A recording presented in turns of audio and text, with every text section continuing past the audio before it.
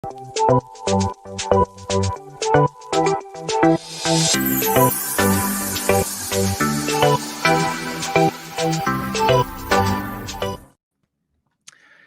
everyone. Welcome back to our live shows. We've been off for a while, and I'm really happy to be here with Liz Murdoch from LA.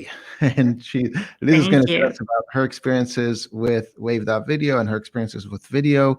And Liz, why don't you introduce yourself a little bit? Tell us a bit about what you do, and so we get to know you. All right. Hi, I'm Liz Murdoch. I talk to dogs. I do it intuitively. I tune in with the dog and I can find out what it's thinking or what it wants its person to know, so that it helps people with behavior issues, healthcare, and the final stage of life. So it brings peace and helps with decision making. Awesome. Quick note to anybody who's watching with us.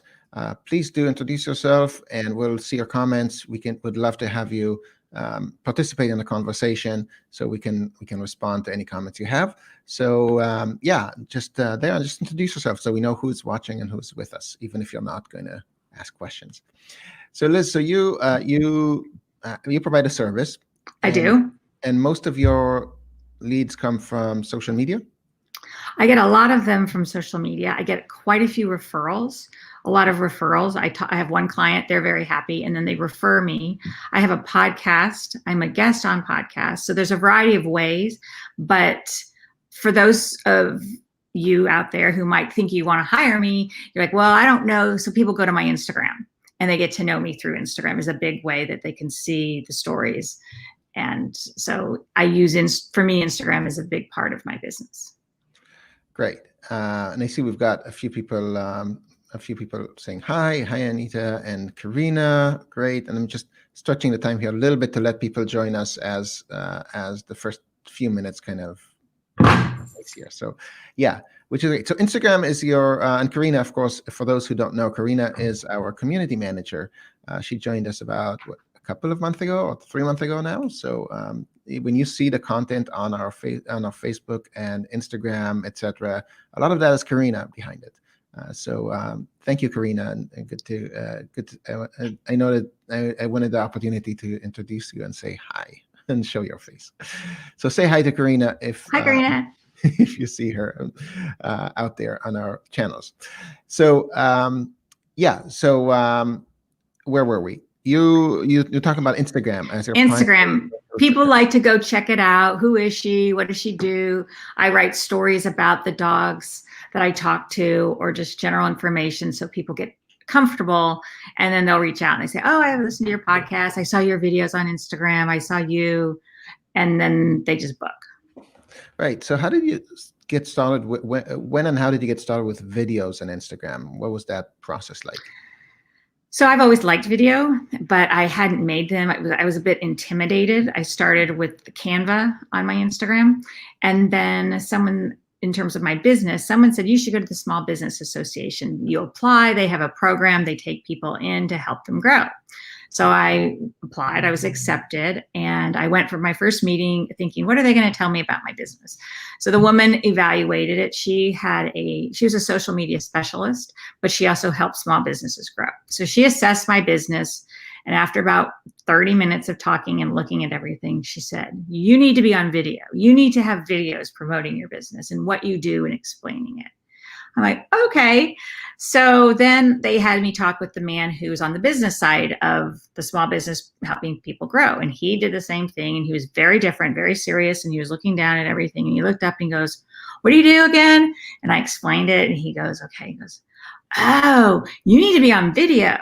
So I thought, I can't come back to these people until I have videos. So that's how I got the mission to start using video. And I found Wave one night on Instagram as sponsored ad. And I was like, oh, wow, these are good. And the rest was history. I signed up and I started making videos, and it's been in progress to get them going and learning how to do it. And now I'm a big believer. Great. So what kind of videos have you been making, and what was the strategic process of what is the subject of your videos? So I started by just learning how to make them, and just warm, good feeling like of a dog. I think it was a Happy New Year video. And so I did that. And then I'm like, wait a minute, I can be smarter about this. So then I evolved into promoting my podcast, or with any photo that somebody does, what is the mission of this one? Now I use it to promote my podcast. So when I have a special episode, there was one with a little boy, I made a video of that. I did a video where I took, rather than a screenshot of these are 5 top podcasts, I made a video showing them, and people like it. It draws you in. It's like, it's moving. You can have music, as we all know. But so just diversifying the message of my offerings. Okay, so is it just about any video with dogs, or do you No. have no, right? No. So I find I have to have the cute dogs, and it's same with my photographs. It has to be a warm, fuzzy feeling. So there's the puppy one was one of my first ones, and it was so cute. The puppy's running, and then tying it into what it says. So there definitely, it has to be sort of like a storyboard mission of what's the evolution of this. For me in my work, the eyes are really important. So I have to have a dog where you can see the eyes for the most part. It can't just be, and I don't make them just businessy kinds of photos that look like in an office place, unless the message in my brand, which is more take your dog to work day kind of thing, warm, fuzzy, the feel. It can't just be, oh, there's any old dog. It has to be the right dog for my brand, because then the video, it doesn't have that feeling that I want. Okay, so it's about the feeling that you want people to have about you. Yes, So and their connection with their dog. And the dogs, because that's the reason, because that's why they will hire you, right? Yes. Yeah, got it. They love their dogs so much, and they just don't know what to do. They've gone to the vet, they don't know what to do. It's, is my dog in pain? Is my dog happy? They're going to work. They have a concern typically. Is it my dog's time to pass and I need help making that decision? Or they have and they feel guilty. They have a yearning of some sort. I have a client this afternoon who has a cat, and she wants to get this puppy, and she wants reassurance what the cat's thinking about it. So I can provide them sort of like softening the connection with their dog and help them understand or shift. So they need videos that are going to draw them in, that make them feel that they're going to get what they need with their heart connection with their dog, or to fix something. Got it. So your creative process is starting from the emotion you're trying to create. Yeah. And finding the creative stocks that evoke that emotion. And then you create some kind of story around that, right? Yes. And then you add a call to action at the end. So I haven't always done that in the video, because I still consider myself a beginner, but when I was teaching someone how to use it, I realized I guess I'm not that much of a beginner. So I usually put my call to action in the Instagram post. I've experimented with it, but that's more my weakness, and because of the getting distracted, shall we say, with other aspects of the business, I haven't been able to go deep as much as I want. I love watching your videos. I like linking it to YouTube kind of thing. So more of that is coming. Got it. How about we show some examples? So okay, we talked about how you do it, and now let's see maybe what you created, so we can connect. Okay, so shall we share the screen? Yes. Yeah. Okay, let's do this. Let me just clean up here a bit the display so it looks nice and clean. There we go. Okay, so this is the one I did this morning, and I wanted to see the response, my thinking behind it. I like this artist. And for me, when I'm selling something, I can't use a photograph of a dog, because if somebody has a chocolate lab, they're probably not going to buy something that has a chihuahua on it. I have to use cartoons and images, or have a group. But most dog people, they want a dog that is close to them and their dog. So I found this particular artist who I sort of liked her work, and I thought I'm going to experiment and see how people respond to a video with this image in it. So should I play it? Yep. Okay, so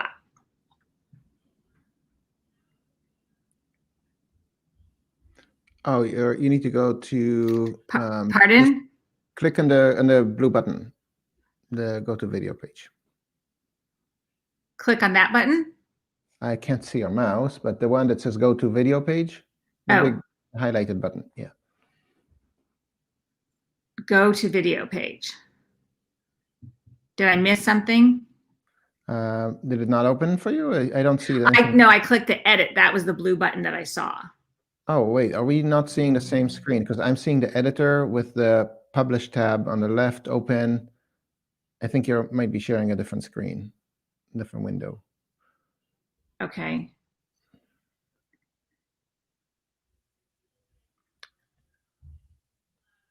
I guess I don't know which one you want me to do. Okay. Well, the video, let's see. The window that's currently highlighted or currently being shared is the one that has the Wave.video editor. It's on the Publish tab, and in the center you see different ways to download the video. That's not what I'm seeing on my screen. Yeah. So you might want to restart the screen share and share something different, or so stop the screen share. Remove it. Yeah. Let's do this again. So, okay, so I go back to StreamYard. Yeah. Go down to share screen.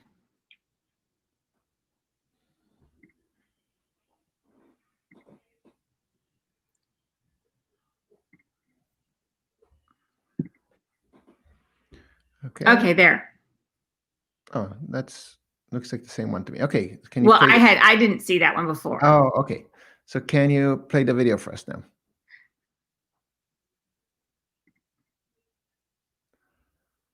No, we can't hear the audio. That's fine. But there is. Well, I'll play the audio. Wait, hold on. I can't hear.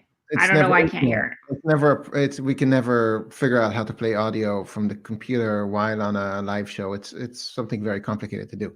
But yeah, so but there is some kind of music in the back. There is music. So I use my theme music from my podcast, my intro, that I always use, again, to build familiarity and linking this with the podcast. That's why I chose that here. Nice. And so, and I love what you said about the fact that that people will have different kinds of dogs, so you have to avoid using a specific dog. Yes. Yeah, and I think that might be very true for anybody who provides a service where people use, how would we put this? It may be true for dogs. It could be true for people or what have you. You know, if we service men more than women, right? And we want more photos of men, and so on and so forth, and locations, whatever it might be. So this is an interesting strategy of abstracting the dog a bit into a cartoon, right? Well, especially because my work is so personal that it's like going to a therapist in some ways, because the people talk very openly about what's going on in their homes, that they want to feel as much of a connection that they can trust me and that I'm going to care about them and their dog. That if I only am promoting like my black lab, then that's my brand. They're not going to feel as much that I can connect with their dog because my loyalty is so close to my dog. So I'm trying to make them feel that it's me with any kind of dog. Right. And I think you're it sounds like you're very focused on that. You know what you're doing. So what were the results when you started making videos instead of images and posting them to Instagram? Did you see a change in your engagement, in your leads? What happened? It definitely changed with my engagement. I could see I had all these views that I wasn't getting much attention with my regular posts. And I'm very much a learner of social media. I hadn't been working with anybody, so I would be lucky, like, oh, I got 30 likes. And I'm like, there's got to be something wrong because I'm working with dogs and I'm very good at what I do. So I'm like, I'm doing something wrong because I know I'm good because my clients come back and I get a lot of referrals, but I'm not marketing well. So I'm like, and this Small Business Association said, you need to use videos. So I started using videos and I could see that the views and the likes and the messages started coming. People who I know who follow me would comment to me personally and say, oh, your videos are so cute. I would find my posts for my podcast, when I did a video versus a static picture, I could get more listeners. And I know that my marketing definitely makes a difference because when I post something about my podcast on Instagram, I get more listeners. And when I post the videos, it's even higher. I need to do more of that, but I've gotten my structural side stronger, that I'm now able to go back and start doing them for every episode regularly when it comes out. So I'm very excited about that. Sounds great. So let's talk a little bit about what you learned about streamlining. So you've made already many videos, and over time, how did you get more efficient? What have you been doing? What have you learned to make it? So I've learned to have all my logos uploaded. I have variations of them. On this one, I chose not to put my logo on, but I usually put them on every screen. Anyway, so because of the style guide of my logo, I have variations. So those are uploaded with my assets, having my music uploaded. So everything's there. When I'm starting YouTube channel and I'm working with an editor and she'll say, I need you to record this soundbite. Now I'm like, oh, I'm going to take that and upload it to Wave. So when my call to action of subscribe to my YouTube channel or go check out my YouTube channel to learn more about the dogs, I upload that into Wave. So it's right there, that when I need it, it's there, because I know if I needed a call to action on YouTube, I'm going to need it for my Wave videos. So having those in there.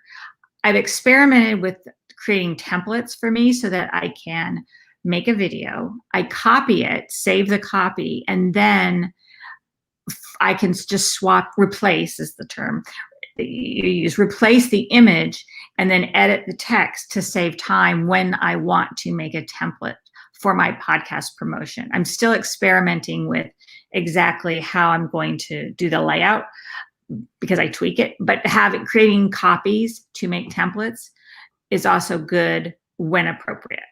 I don't want to overdo that. That's really great tip. Let me just quickly show, for those of us who haven't done this before, I want to quickly share screen here and show how creating your own templates would work. So for example, if we had this video here, which I wanted to reuse as a template, it's got a certain colors and fonts and so on. I'm right now in my videos, right? And you can see I have lots of different videos here that I have, and many of them are just practices that I do, and I'm trying to figure out features and my personal stuff. It's kind of a big mix. But if I want to make this into a template, an easy way to do it is simply create a folder here and call it templates. I might even create a folder for clients or templates for different clients or for different brands, that kind of stuff. And then I can move this right into that folder. So I'll just move it, click move. I could drag and drop it too, just move it right into that folder. So now I have my folder of templates, and I know anything in that folder I'm not going to edit directly because that's my template. What I can do here is just duplicate, right? So what I'll do is I'll duplicate it instead of editing and immediately rename it to August post or whatever, right? Some name. So now I'm going to edit this one. This is my actual post, and this one remains as a template. I might even call it template. It's really good for branding. If you want to have 5 templates, it's so easy. Right, and you can even apply the different brands. So when you have the well, if I just go into edit here, right? Let me just edit it. And in this case, we're just showcasing a random post. Let's do it that way. Here we go. And you can set up your branding. So I'll just go into manage brands. And you can see that I can create all my colors here, all of my fonts, etc. And so I can just apply that to the template once I have it set up. And I can apply it to I can take a template from one brand and apply it to another as well. Mm-hmm. Right. So very, very easy to do. And having that brand, all that stuff with the colors, that makes such a difference too in terms of streamlining, because I click, when I click like the red option, I know it's my red. So I love that. So I think the other thing is the mindset of, people use Canva Pro, and it's like it's like everybody knows sort of Canva, but it's like, just think of Wave.video like Canva. You can do it. You don't have to be intimidated. And then it's like, okay, how do I do that again? And when we slow down and make time, it's like, oh, I can do this. And I just think it's really useful tool to just think strategically. I'm going to put my assets in, and instead of doing a post now, I'm going to do a video. And that's why for a time, all I was posting was videos. Right. And it's awesome. I love the way you mentioned sound as being part of your brand. Yes. And how you take the sound track from your podcast and put it in your video and try to stay consistent with it. I think that's so often overlooked. And it's so important because people recognize you through the looks, through sound, through obviously content, topics, and so on. So I really, really like the fact that you brought the sound in, and I think that's an amazing tip. So if there's some recognizable intro or sound bit that one can add in there, of course, above and beyond your voice, if that's because it's not we don't often use our voice in the videos we make, right? Only when talking head videos, then that really helps. Yeah, definitely. Even if it's not, it's it's a band that you use over and over that you have the rights to or whatever, it makes a difference. I think so. I've had people say that they use some of the stuff I've done to talk about branding, and I'm just a small business who is trying to figure out doing this, but because I stick to that, and like Wave makes it easy to keep everything, my images in a folder, the sound, my colors, my fonts, it makes it easy. I think we got some really good tips here today. We got a tip about making sure uploading all your stuff whenever you see something that you say, I might, that could make a good video someday, just upload it to Wave. Yeah. Another thing is make sure you got your colors, fonts, and logos uploaded so it just makes it easy later. Using sound, I like that one a lot, and making sure you're consistent. And I think, and I really liked hearing how you described your creative process, where you start by the emotion you're trying to evoke, search for the stock footage that goes with it, and then build some story around that. And yeah, and I really like that process as well. So that's very helpful. There are many different processes that people have, and it's always good to know, to hear the stories of how people do it. And you just make these short videos that seem to work better than images, which is fantastic. Yeah. To get people drawn in, if you want a warm, fuzzy kind of feel for your business or whatever you're trying to teach. Right. But I did it for a friend's business, and she was able to, because we're looking at it as telling a story. Hers was a diaper cream that she sells, and she would just put up a post, and I said, let me show you a video.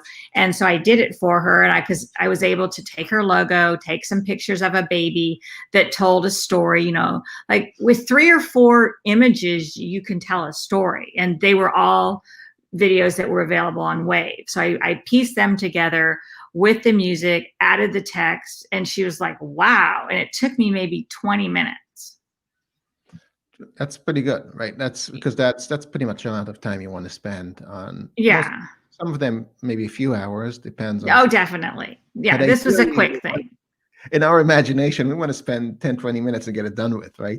Yeah, no, it was easy, because I mean, baby pictures are easy to find. You've got 1, 2, 3, piece them together, and I wasn't doing anything that I was just trying to show her. But it's fun. It's fun. And like I said, Wave makes it easy. All the resources are there. And I think the other thing about streamlining it and getting it done is not overthinking it. Like, see what you can do in 20 minutes, put it down, walk away, come back. That kind of thing helps at least a beginner, or when we start pushing to do something that's like out of our comfort zone. because when we come back, it's always like, oh, this is easy. Great. I do want to alert or to remind a lot of our users, we do have a calendar that helps come up with creative ideas. So if you just go to wave.video/calendar, you can find our social media calendar. A lot of people are not aware that we have it, and it just gives you templates and ideas of different hashtag days, different days. And today, what is today? Today is National Something Day. Yes, I see we have a question here. So let's find out what is today's date. And I can just go to wave.video calendar. Let me just see this here. Wave.video/calendar. And yeah, today is Way Back Wednesday and National Middle Child Day. So you can see if we click it, we have information about this day, different hashtags and ideas what to post.